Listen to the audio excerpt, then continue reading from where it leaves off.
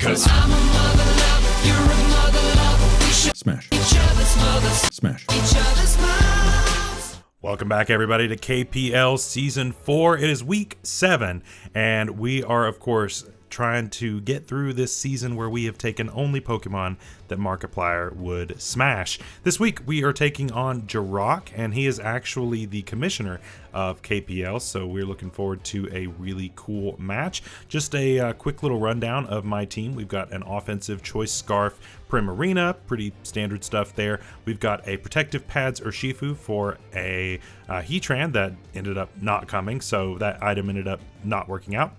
We've got a physically defensive ORICORIO with an offensive set on it. We'll see how that does. We've got a Colberberry, pretty standard offensive Mewtwo. We've got a Choice Scarf Special Regidrago with Dragon Energy and all that good stuff with Terra Fairy. And then finally, no item Ditto. We were eating a lot of knockoffs and that kind of thing, so I ended up going with no item this week. And yeah, so we're looking forward to a good time. My opponent is bringing Terra Normal on Noctowl. So I'm coming to you from post this time around because I had a really nasty sinus infection when this match was happening. So I had zero voice, so I couldn't even do live comm if I wanted to. Very unfortunate, but here we are, and we see a Charjabug lead. Now, I was giving Jirok a hard time before the match started, and I told him that there was no way that he was going to be bringing Charjabug, especially not a choice-banded Charjabug for the culture. And we see Charjabug as the lead, so he might have done it. He may have done it. So at this point, I'm like, I don't want to stay in and find out. So I'm going to flip turn on out of here, see if there is a Focus Sash or something on there. We can go ahead and break that and work our way back out of here. So yeah, this definitely could be a choice banded version. We'll find out maybe once some damage is dealt.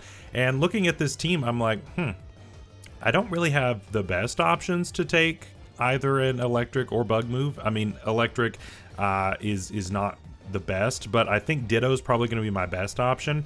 Regidrago is possibly an option, but I didn't want to take any damage on it in case of Dragon Energy, just because that is HP dependent. So we ended up going into Ditto, and this should be perfectly fine. I don't think we'll have any issues. And we do see a Wild Charge, and that is definitely choice banded damage. Yeah, this thing is choice banded, which I think is so funny. But we start to see this moveset, and there is Sticky Web.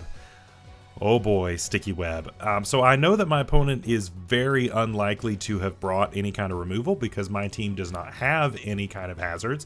And that's been kind of an interesting thing of having Ditto this season, is being able to set hazards and my opponent's not bringing any kind of removal because I don't have any hazards myself. So Ditto has really stepped up in that regard. So my opponent is going to swap hard into the Noctowl here, as I'm going to set up a Sticky Web. That could have been a little risky if I'd clicked the Wild Charge or something like that, but it ended up working out just fine.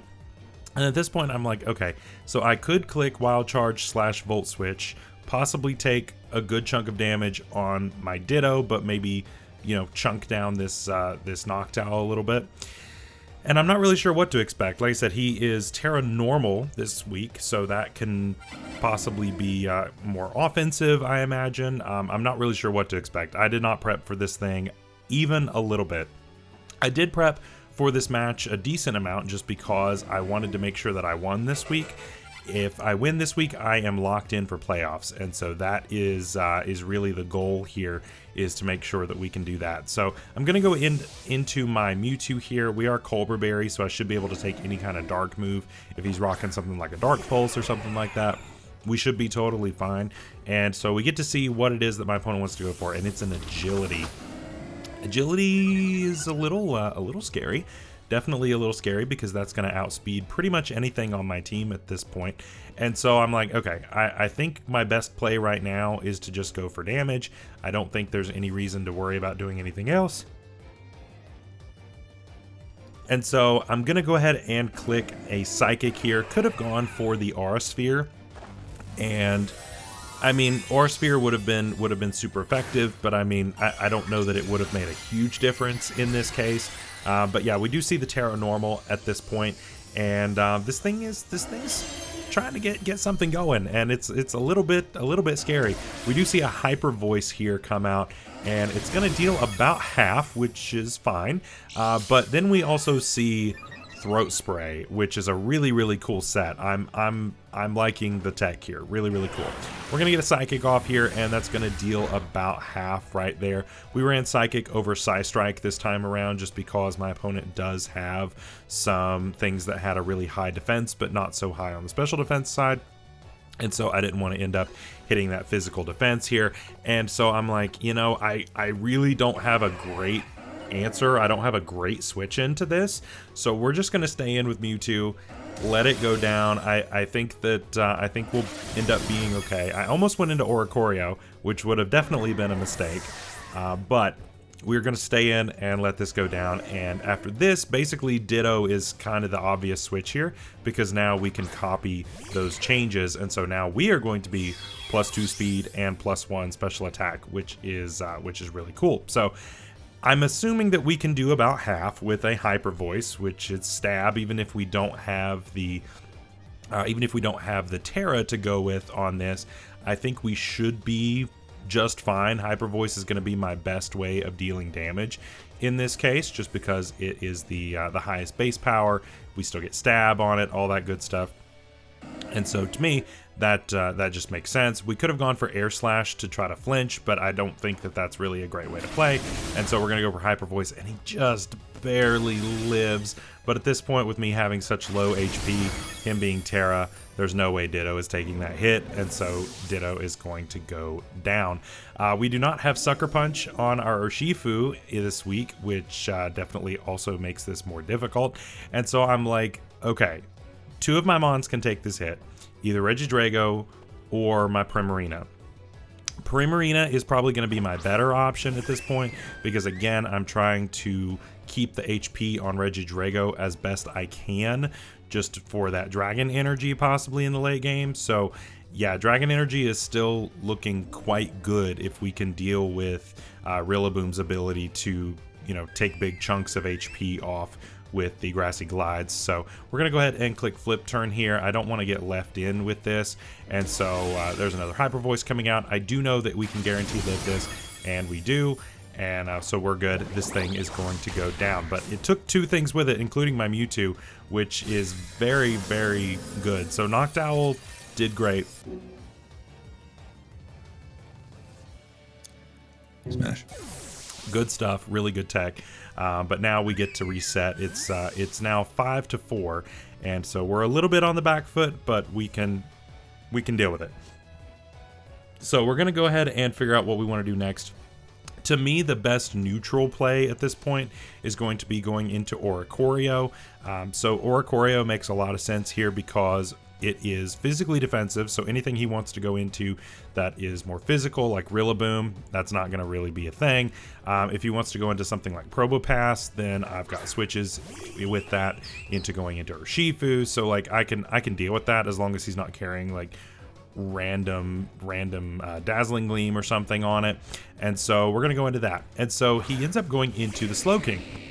Now Slowking is something that actually I had designed this to beat because we are Quiver Dance, so we should be able to eat about anything that this wants to go for, unless he's like hyper offensive. But I didn't predict that that would be the case this time around. I figured that this would be more of a bulky kind of chilly reception set. Just in case I had brought Sun, this would be kind of an anti-Sun measure. And so I'm not expecting it to be anything crazy offensive. So for me, setting up a Quiver Dance is the most obvious option. Even though it's a fire type in on a water type, I don't really care. So he's going to go for T-Wave, which is annoying, but I wasn't running any speed anyway. So I'm not really worried about that. And I'm not... There's nothing here that I'm really like super worried about. Plus I'm boosting my speed with Quiver Dance anyway, and yeah, it's free for me to just click that again. So we're gonna go ahead and get up a second Quiver Dance here, and we're starting to get something going here. We'll see how far we can push it, but yeah, here comes that chilly reception like we had thought. So yeah, I ended up not going with any kind of Sun this week. I thought it could be decent to possibly put something to sleep, but we ended up just not going with it. In hindsight, I mean, Lilligant could have been pretty effective, but at the same time, I feel like the Rillaboom could have been really scary. And speaking of scary, here we have Kyurem Black. You all saw I had this last season in UNPL. It's very, very strong, and so this is kind of scary, right? So he could do one of a few things. He could click something like Icicle Spear, he could click the Fusion Bolt, or he could go for like a Dragon Dance, and if he goes for Dragon Dance, then we're just gonna get a Dancer boost, and that will be fine. So I'm like, okay, it's probably a 2-shot here with Revelation Dance, since we're at +2 and we have no investment, so I should be fine to just click that Revelation Dance, and we should be okay to go from there. I'm at +2 speed, so we should be doing okay, I think. It's just a matter of what he decides to go for here. And so we click that Revelation Dance. It is a 2-shot, which is good, and he goes for the Fusion Bolt, which was the correct play, except that we just live it because ORICORIO is a monster, apparently, so we just live the Fusion Bolt naturally, which is so nice. I'm very, very happy about that. And we do see leftovers on Kyurem, which is also pretty annoying. So we do see that, which is great. That means it's not any kind of boots or anything, meaning that is why we're faster, because of those sticky webs going up a little bit earlier, which is really good. At this point, I could try to possibly roost stall him in order to make that Fusion Bolt do a little bit less, but I'm also risking full para, and if full para happens, then I'm done. And so at this point, it's not best to do that. At this point, it's best to just click Revelation Dance, try to get this out of here, and I might be able to roost up on something in the future. And so that is that's what we're going to end up going with. And honestly, with this being gone, we do not get fully parried, and this is going to be taken out. Smash. So with this being gone, that was the biggest issue for ORICORIO at this point. And so ORICORIO is kind of set to do some work, pending some possible paralysis stuff. Obviously, Charge-a-Bug is still a thing, and that would obviously take us out if we are to be fully paralyzed. But because we know that he's Choice Banded and not a Violite, we should be able to KO this no problem with a Revelation Dance. So we're not in the worst place here, honestly. It's doing okay. So at this point, again, Revelation Dance just makes the most sense. It should be a guaranteed KO. There's no reason to try to do any kind of roost shenanigans, because then it's just we're guaranteed to get fully parried eventually. And so we do take out the Charge-a-Bug as well. Smash. So very quickly, ORICORIO clapping back those 2 KOs that Knocked Owl took earlier, and so very quickly ORICORIO is getting us back into that, which is really good. So now we go into the Probopass. Pass. The Probopass. And so Probopass is very interesting, because I would have thought that this would have been the first option. And so you're going to see me speed this up here, because you're going to see that my opponent actually did not bring a rock move. I was just trying to see if my opponent had a rock move, and it's very obvious that he does not have one. We go for Revelation Dance. It doesn't do that much, but now I'm free to just keep setting up Quiver Dances at this point and roost. We do get fully parried there, but it ends up not being a huge deal. There is a Chilly Reception out, and he goes back into the Probopass.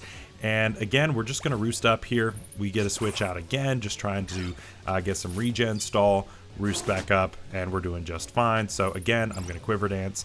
And yeah, this is the cycle that we're going to be in for the next little bit of, as long as this thing is in, Quiver Dancing is pretty much free. So I believe we're now +5 to our stats, and so I'm like, we might as well go to +6 at this point.